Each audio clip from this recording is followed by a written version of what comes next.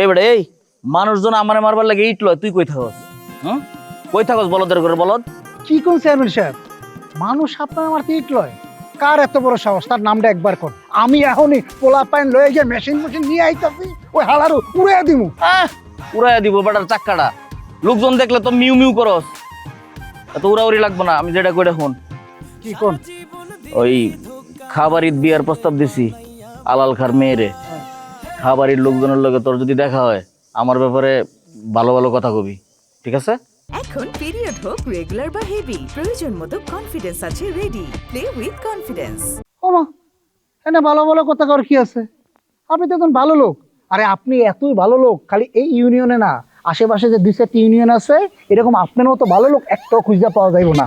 আপনার লগে মেয়ে দিয়ে দেওয়া মানে কি অগো সাত কপালের ভাগ্য, সৌভাগ্য। আরে গাদার বাচ্চা গাদা, এই কথাগুলো আমারে না কইয়া খাবারের মানুষ করে কইবি। যেহেতু এক জায়গায় বিয়ার প্রস্তাব দিয়েই ফেলাইছি, যদি হয়ে যায় তাহলে ভালো হইব। অনেক বয়স হয়ে গেছে, বিয়ে করতে পারতেছি না। সামনে এমপি ইলেকশন করবো, ঘরে বউ না থাকলে মানুষজন কইবো এমপি সাহেবের ঘরে তো বউই নাই, ভোট দিবার চাইতো না। বুঝছি, আপনি কোনো চিন্তা করেন না।